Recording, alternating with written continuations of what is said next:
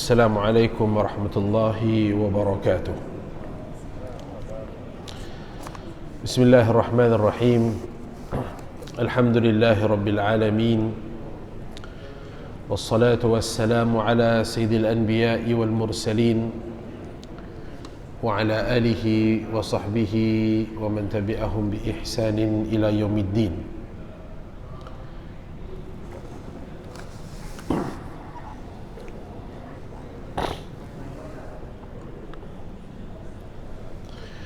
سبحانك لا علم لنا إلا ما علمتنا إنك أنت العليم الحكيم.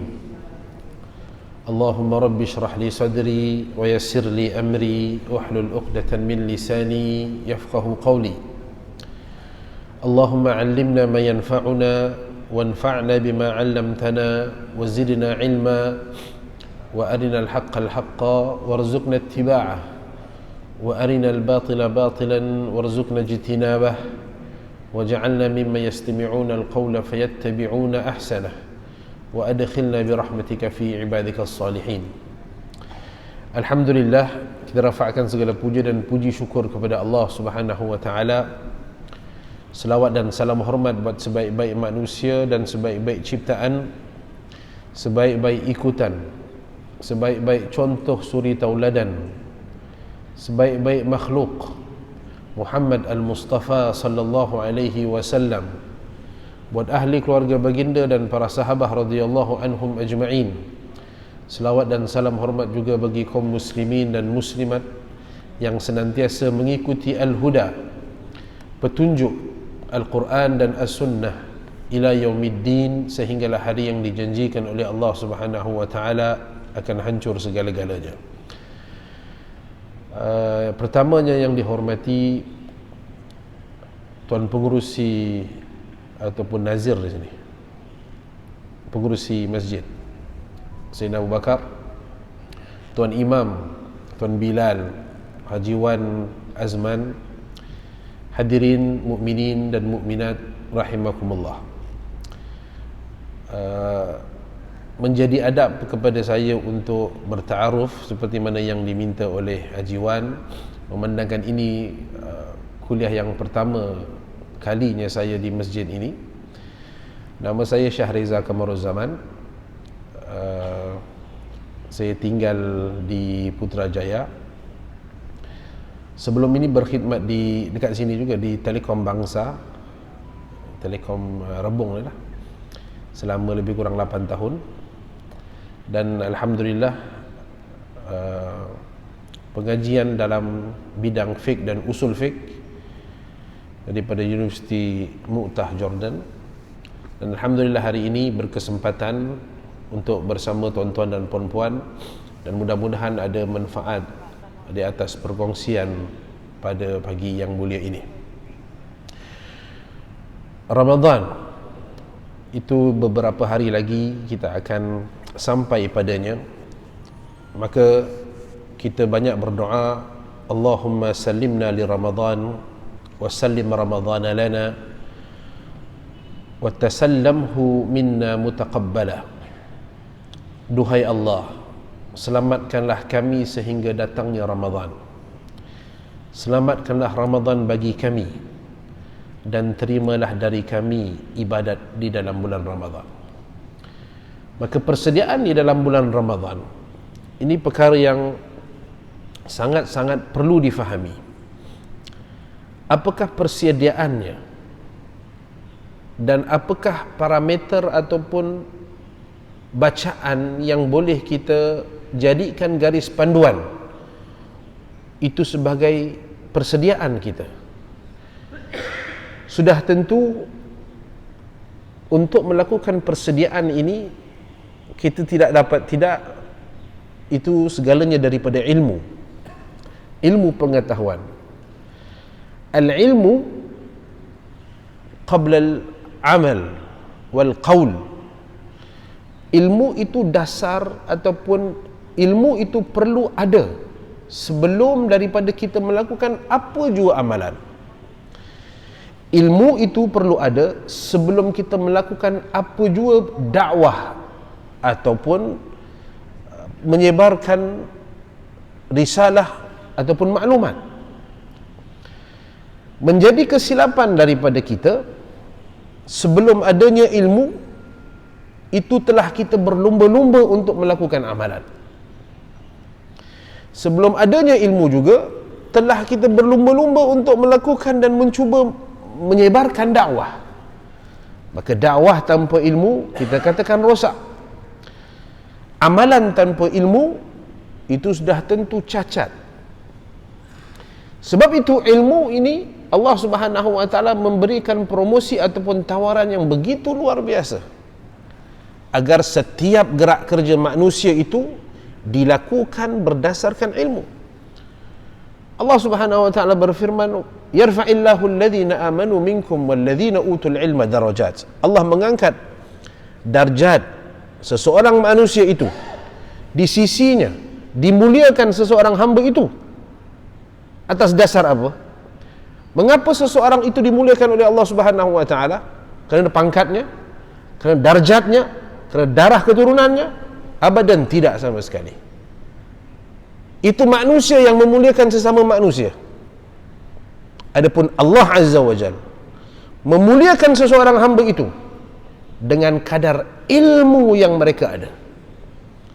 Demikian Nabi Sulaiman dan Nabi Daud alaihi salam mengucapkan kalimat syukur kepada Allah Azza wa Jalla di dalam Al-Quran, "Walaqad atayna Dawud wa Sulaiman ilma."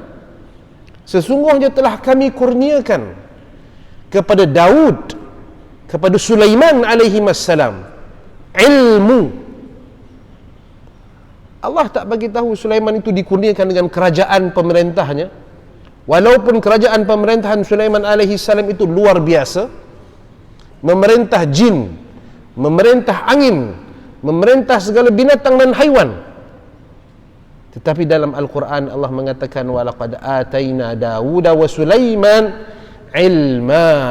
Ilmu. Lantas dengan pengurniaan Allah kepada Sulaiman dan Daud itu ilmu, wa qala alhamdulillah. Keduanya Sulaiman dan Daud mengucapkan alhamdulillah. Segala puji bagi Allah, alladzi faddalana, yang mana Allah telah memuliakan kami, ala kathirin min ibadihil mu'minin, yang mana Allah telah memuliakan kami di segenap golongan orang-orang yang beriman. Allah memuliakan Daud dan Sulaiman berbanding dengan orang-orang beriman lain itu dengan sebab apa? Ilmu. Di dalam hadis Nabi SAW juga, Nabi memberikan fadilat yang begitu banyak orang yang berada di dalam majlis ilmu. Pahalanya raudhah min riyadil jannah, taman-taman syurga dan sebagainya. Ya, kalau cerita tentang ilmu itu, agama itu begitu berkempen, bagaimana orang yang memberikan kita katakan mencetuskan program ilmu itu sendiri, maka ini ganjarannya luar biasa. Mengapa? Kerana agama ini ingin memastikan perkara yang pertama itu bukan amalan yang dilihat. Sebelum seseorang itu beramal, dia perlu ada ilmu. Dia perlu tahu apa yang dia nak amal, bukan dia perhati dan dia amalkan. Maka sudah tentu apabila kita mengatakan ilmu, al-ilmu itu dua. Apa ilmu? Dari mana kita nak ambil sumber ilmu ini? Daripada negara barat, daripada negara Jepun, daripada negara Korea Selatan? Adakah itu sumber ilmunya? Tidak. Ianya tidak serendah itu. Ilmu tidak serendah itu.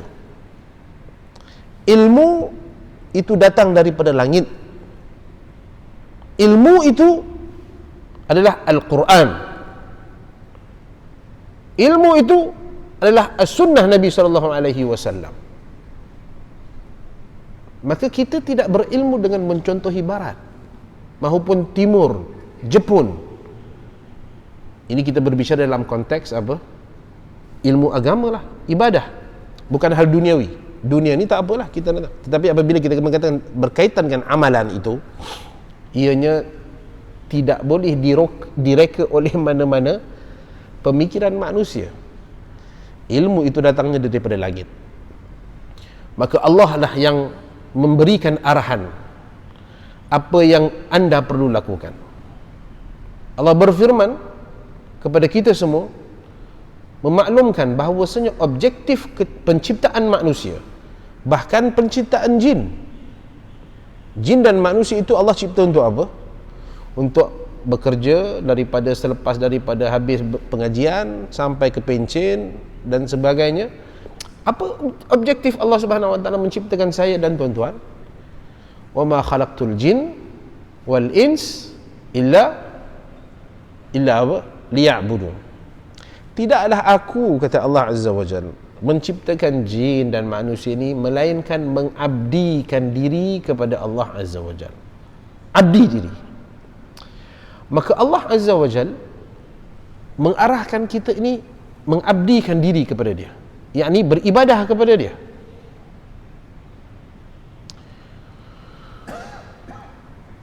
Sudah tentu apabila Allah mahu kita beribadah kepada Dia, Allah juga ada cara yang Dia mahukan kita beribadah itu bagaimana. Macam seorang majikan, dia ada KPI dia. Dia beritahu engkau buat macam ni, buat macam ni, buat macam ni.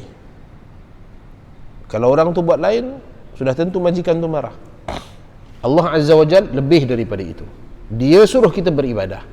Dia bagi tahu macam mana cara nak beribadah. Dia ada cara beribadah yang dia nak, bukan seperti mana kita nak.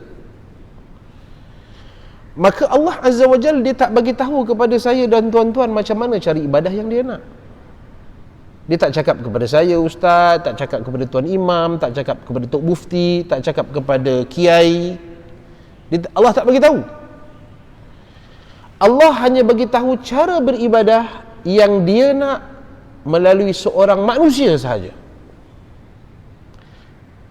Dalam banyak-banyak manusia ni, dia hanya bagi tahu macam mana cara dia suruh ibadah, dan dia bagi tahu kepada seorang manusia sahaja bagaimana cara ibadah yang dia nak. Maka manusia itu namanya adalah Muhammad bin Abdullah sallallahu alaihi wasallam. Allah bagi tahu, wahai Muhammad, solat begini, begini, begini. Maka kita sebagai ummahnya perlu memerhatikan bagaimana cara solat yang Nabi SAW ajarkan, tunjukkan. Kerana apa? Kerana itu adalah arahan Tuhan, bukan cara Nabi. Nabi tak buat. Nabi tak buat syariat. Nabi menyampaikan syariat. Syariat ini empunya Tuhan. So, agama begitu dasar, mudah. Dia tak complicated. Allah suruh, dia bagi tahu Nabi dia. Nabi dia pula bagi tahu kepada kita macam mana cara dia. Kerja kita apa pun tak susah.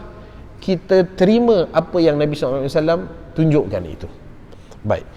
Apabila perkara berbicara tentang Ramadan, sifirnya sama.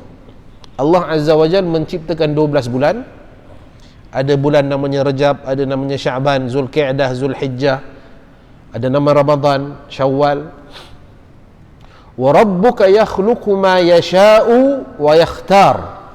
Allah Azza wa Jalla mencipta kesemua benda. Wa rabbuka yakhluqu ma yasha'. Allah Azza wa Jalla menciptakan apa yang dia nak cipta. Di dalam banyak-banyak ciptaan Allah, Allah pilih. Allah pilih. Maka di dalam banyak ruang masa yang Allah cipta, 12 bulan, 24 jam, 30 hari sebulan, Allah memilih satu bulan namanya bulan Ramadan. Yang pilih itu bukan Muhammad, yang pilih itu bukan AJK Masjid, yang pilih itu Allah Azza wa Jalla. Ini pilihan Tuhan yang kita tidak ada pilihan. Allah memilih bulan Ramadan untuk dilimpahkan keberkahannya. Ramadan itu berkat. Tak sama hari Rabu Ramadan dengan hari Rabu Zulkaidah. Tak sama. Ini kita kena tahu. Agar kita apabila telah mengetahui, kita menghargai nilai itu. Kenapa orang tak menghargai? Kerana mereka tidak faham nilainya. Seperti kanak-kanak umur 1 tahun, anda berikan emas permata kepada dia, apa dia buat? Dia buangnya emas tu. Tetapi kalau bagi kepada budak-budak umur 40 tahun, emas dan permata tu, dia simpan. Mengapa manusia sia-siakan Ramadan? Kerana mereka tak tahu nilainya. Nah, bagaimana untuk kita mengetahui nilainya? Ilmu. Allah suntik berkahnya, Allah suntik rahmatnya di dalam bulan Ramadan melimpah-limpah. Maka perkara pertama yang perlu kita tahu, kita kena appreciate, kita kena sambut keberkatan itu. Kita tidak berbicara mengenai puasa kerana itu orang tahu Ramadan ni bulan puasa. Allah arahkan di dalam surah 2 ayat 183, difardukan secara bertulis kepada umat ini seperti umat terdahulu, Ramadan berpuasa. Jadi itu ma'ruf. Kita juga tidak berbicara mengenai sambutan Idul Fitri kerana itu jauh lagi. Tapi sekarang ni tengok trend, orang dah start beli baju raya dah. Betul. Dia dah fikir dah beli. Tak tahulah kenapa, nak persediaan awal ke apa, awal tak kalut apa sebagainya, tak tahulah. Tapi itu sebenarnya dia tidak berapa penting. Persediaan terhadap Ramadan ini, pemahaman terhadapnya, ini tersangat penting. Kerana ia melibatkan diri anda berurusan dengan Tuhan anda, diri anda berurusan dengan masa Ramadan, bagaimana anda berinteraksi dengan masa-masa berkat ini. Pertamanya, Nabi SAW mengatakan dalam sebuah hadis, as-salawatul khams wal jum'ah ila jum'ah wa Ramadan ila Ramadan mukaffirat bainahun, atau kama qala.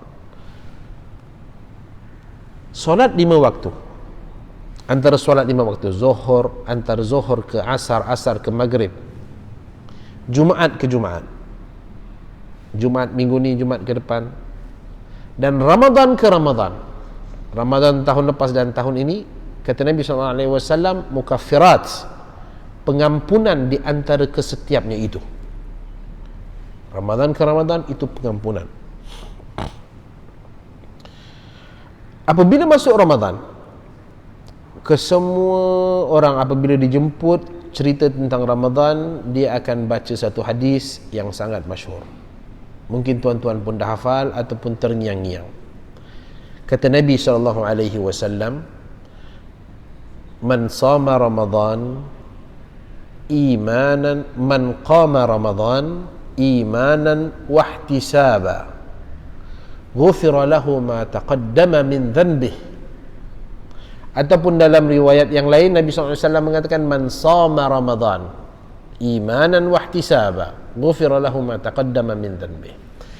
Barang siapa yang berpuasa pada bulan Ramadan tengah hari, barang siapa yang melakukan qiyam Ramadan pada waktu malam, Nabi tak sebut tarawih, Nabi sebut siapa qiyam Ramadan, imanan, syarat yang pertama, keyakinan itu perlu jelas.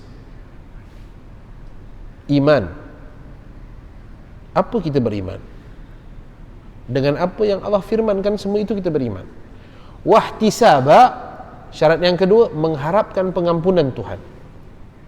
Perhatikan, puasa itu jangan seperti orang biasa. Berpuasa itu seperti mana yang Nabi suruh kita fokuskan, fahamkan. Imanan wahtisaba, berpuasa itu dalam keadaan kita beriman, berpuasa dalam kita mengharapkan pengampunan Tuhan, keredaan Allah Subhanahu wa taala. Andai itu diaplikan, okey, apa yang Allah Subhanahu wa taala berikan, ghufira lahu ma taqaddama min dhanbihi. Allah, Nabi SAW kata, diampunkan dosa yang telah lalu. Okey, apa yang you dapat? You dapat pengampunan dosa. Suka tak suka kita dapat pengampunan dosa ni tuan-tuan? Mana suka dapat duit? BRIM. Mana kita lebih suka? Pengampunan dosa ke dapat duit? Betul? Pengampunan dosa, betul? Okey. Objektif Ramadan ni tuan-tuan, ni perhatikan, fahamkan. Objektif kita masuk Ramadan itu kita perlu pastikan kita perolehi pengampunan Allah Subhanahu wa taala. Ini objektif pertama. Pertama dan utama.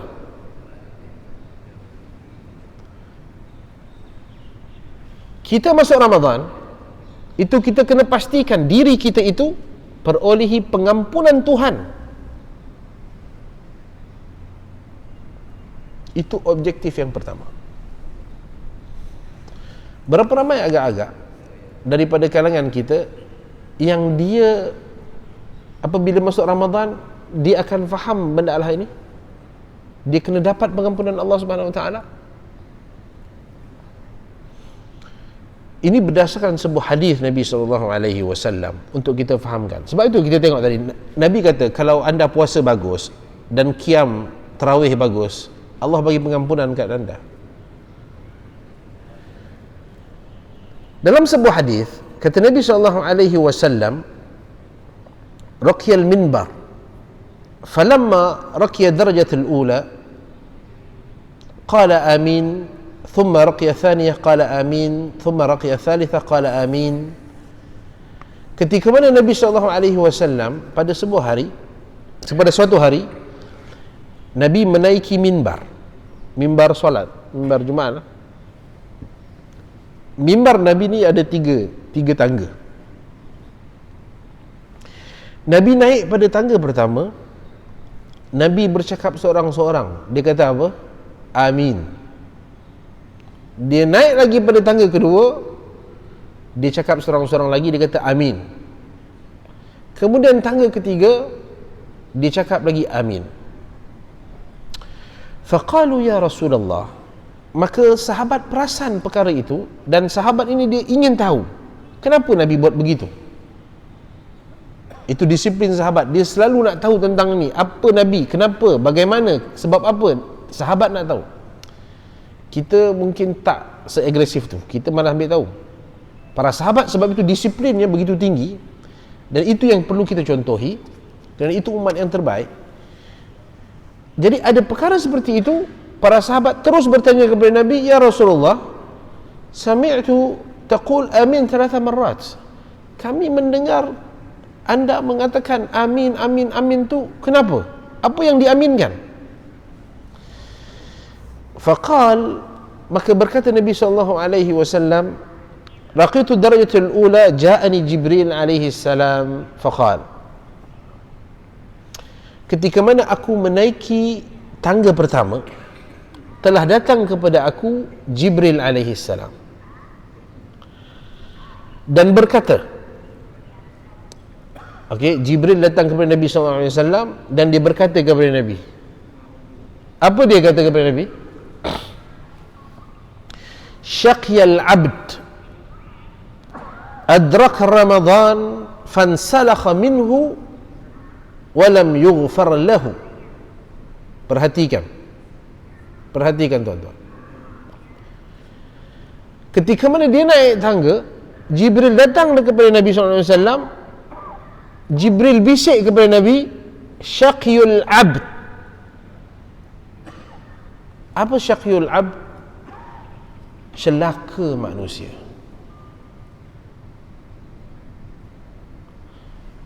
Celaka manusia ini.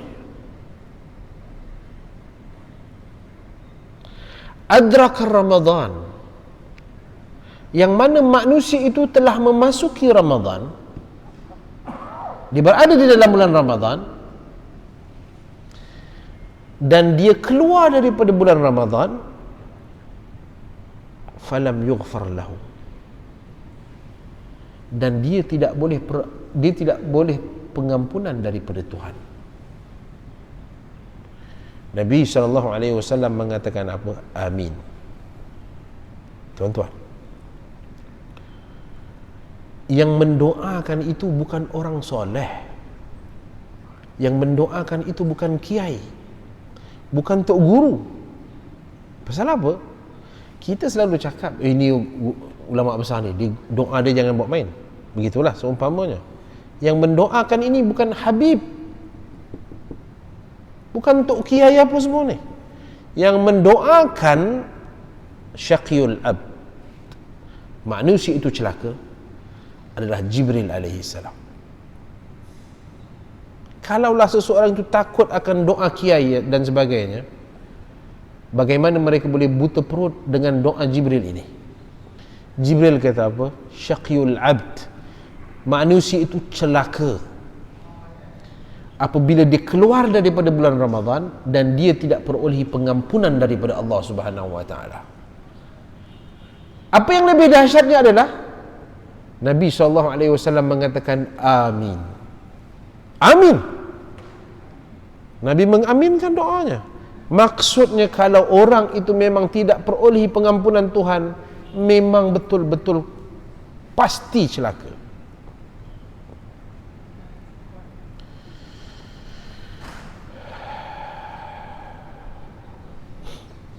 Bagaimana perolehi pengampunan Tuhan? Tuan-tuan, ini agenda yang kita kena faham. Agenda kehidupan bahkan. Manusia itu perlu perolehi pengampunan Tuhan. Ini perkara yang serius, perkara yang begitu tuntas. Tidak perlu kita lihat Ramadan itu bagaimana kepribadian Nabi SAW dalam kesungguhan memohon pengampunan setiap masa. Yang mana kita ini jauh daripada hal itu. Kerana apa? Kerana kita buta daripada sunnah Nabi SAW. Kita itu miskin daripada sunnah Nabi SAW. Tahun 80-an kerajaan berkempen agar masyarakat Malaysia ini tak ada yang buta huruf. Pasal dulu orang banyak tak kerti baca. 80-an kempen biar orang pandai baca. Alhamdulillah semua orang boleh baca. Malangnya masyarakat Muslim itu buta pula daripada sunnah Nabawiyah, buta daripada sunnah Nabi. Apa maksud buta daripada sunnah Nabi? Mereka tak tahu apa Nabi cakap dan Nabi suruh. Buktinya itu jelas. Berapa ramai hari ini orang yang memiliki Sahih Bukhari, itu kalam Nabi, kitab yang paling asli setelah Al-Quran. Berapa ramai orang Muslim, orang Melayu, tak payah kata orang Muslim, orang Melayu kita, yang ada Sahih Bukhari di rumahnya. Itu kalam Rasul. Kalau kalam Rasul kita tidak mentelaah dan kita tidak cuba memahaminya, bagaimana kita beragama? Bukhari, kitab Bukhari, takkan tak boleh baca kitab Bukhari bahasa Melayu kan? Bukan bahasa Jawa tu. Bukalah kitab ini, baca begitu. Itu mudah difahami. Takut nak baca. Kenapa? Kerana itu kita kata miskin. Bawah daripada B40. Kemiskinan melanda umat ini terhadap sunnah Nabi SAW. Sehingga kan kadang-kadang kita tak boleh fikirkan bagaimana umat Islam ni dia tak tahu apa Nabi dia buat. Tahu tak kita apabila Nabi SAW ketika mana di dalam solatnya Nabi memohon ampun begitu banyak kepada Tuhan dia. Di antaranya ketika sujud baginda Nabi SAW, Nabi baca apa ketika mana sujud dia? Seperti mana hadis yang diriwayatkan oleh Imam Bukhari ataupun Muslim.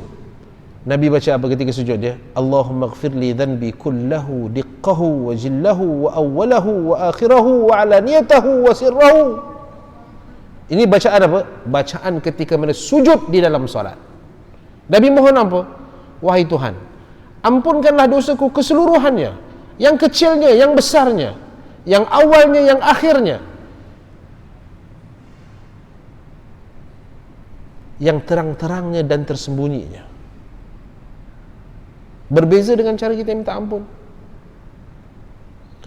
Tahu tak kita dalam solat Nabi SAW membaca ketika rukuknya Subhanakallahumma rabbana wa bihamdika Allahumma ghafirli. Maha suci engkau wahai Tuhan. Segala puji bagi Engkau wahai Tuhan.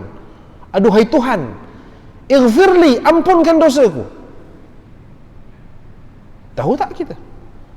Itu baru 2 zikir. Sebab itu kita katakan, di mana kita dengan sunnah Nabi SAW? Nak cakap sunnah susah sekarang. Macam mana agama kalau tak ada sunnah? Nabi SAW ketika mana keluar daripada tandas, apa dia baca? Dia baca apa? Ghufranaka, ghufranaka. Wahai Tuhan, pengampunanmu yang kuharapkan. Pengampunanmu wahai Tuhan. Keluar tandas Nabi SAW minta ampun. Ketika mana terjaga daripada tidur, man ta'arra minal lail, kata Nabi SAW, siapa yang terjaga daripada tidur, kemudian dia baca zikir, la ilaha illallah wahdahu la syarika lahu, mulku wa lahu ala kulli syai'in qadir, subhanallah alhamdulillah wa la ilaha illallah.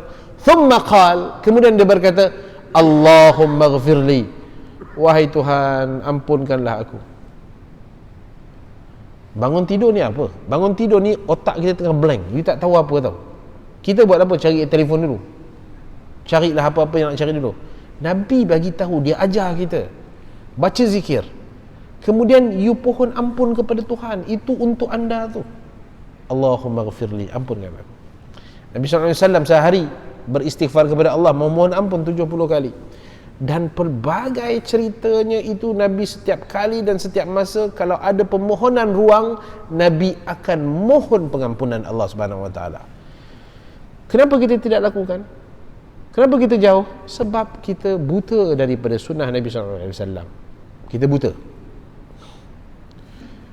Baik, tuan-tuan, sehingga kan, kita habis 6 minit lagi, sehingga kan agenda yang paling besar di dalam Ramadan itu, yang tidak tersedia untuk umat-umat terdahulu, adalah namanya Lailatul Qadar. Lailatul Qadar. Apa Lailatul Qadar? Lailatul Qadar, malam Al-Qadar. Allah Subhanahu Wa Taala bagi tahu kepada kita, Lailatul Qadri khairum min alfi syahr. Lailatul Qadar itu lebih baik daripada 1000 bulan. Dia bukan 1000 bulan, dia lebih baik. Ramai orang kata seumpama 1000 bulan. Dia bukan seumpama 1000 bulan, khairun, lebih baik daripada 1000 bulan. Maka agenda besar agama, seumpama itu, Aisyah radhiyallahu anha bertanya kepada Nabi SAW, Ya Rasulullah, ara'aita in wafaqtu lailatul qadar, famadha ad'u? Wahai Rasulullah, ini Aisyah, kalaulah aku bertepatan dengan Lailatul Qadar, kalau aku berjumpa dengan Lailatul Qadar ya Rasulullah, apa yang aku nak lakukan? Apa doa yang aku nak baca? Apa yang aku nak minta? Nabi boleh ajarkan isteri dia, kau mintalah duit. Kita pun tak senang. Kau mintalah kenderaan yang baik-baik, Aisyah, kuda, unta. Kerana kita pun tak senang. Engkau boleh minta baju daripada sutera, engkau boleh minta gelang daripada emas, kerana itu mustajab, wahai Aisyah. Engkau boleh minta sihat tubuh badan, wahai Aisyah. Nabi tak suruh Aisyah minta benda tu, walhal boleh, dan dia berkehendak. Nabi tak ajar Aisyah minta benda tu. Kenapa Nabi tak ajar? Sebab itu kalau tak ajar pun orang pandai buat, dan itu pun orang buat. Dia tahu orang nak pergi ke umrah, dikirim, dia kata, Lehang kau nak pergi umrah? Ya, doakan aku boleh? Boleh doa. Nak doa apa? Kau doalah ke Allah tu, lutut aku ni pun tak sihat, kau doa biar dia baik, murah rezeki, panjang umur. Bukan salah, tetapi anda tak faham. Anda tu tak faham. Itu bukan keutamaan permintaan seorang manusia Muslim. Sebab apabila Aisyah tanya, bila dalam Lailatul Qadar, I nak minta apa ya Rasulullah? Kata Rasulullah apa? Kalau engkau jumpa Lailatul Qadar, taqulina, engkau sebut kepada Tuhan engkau, Allahumma innaka afuwun tuhibbul af fa'fu anni. Aduhai Tuhan, engkau itu afuwun, Engkau itu pengampun, wahai Tuhan. Engkau suka mengampun, maka ampunilah aku. Ampunan, keampunan Tuhan. Tuan-tuan, itu Nabi ajar pada kita. Sebab matlamat hidup ini, kalau seseorang itu tak ada rumah pun, Allah tak marah dia. Dibangkitkan hari kiamat. Engkau rumah engkau dekat mana? Dekat bangsa. Okey, bagus, jalan. Engkau rumah engkau kat mana? Dekat Cokit. Ada rumah, okey, jalan. Engkau rumah engkau kat mana? Tak ada rumah, Tuhan. Kau masuk neraka. Dia tak begitu. Engkau kereta apa kau pakai? Nampak Toyota, okey, jalan. Kau kereta apa? Oh, Eropah punya kereta, jalan. Engkau kereta apa? Tak ada kereta, Tuhan. Kau masuk neraka. Tak begitu. Engkau orang apa engkau? Jawa, okey, syurga. Engkau Banjar, jalan. Engkau orang apa? Cina tepi sikit. Dia bukan begitu. Apabila anda berdiri di depan Tuhan nanti, andai kata ada dosa yang anda lakukan, maka anda tidak berjalan bersama jalan-jalan para Nabi. Dosa itu yang akan menghumbankan anda ataupun menjadi sebab anda dihumbankan dalam neraka.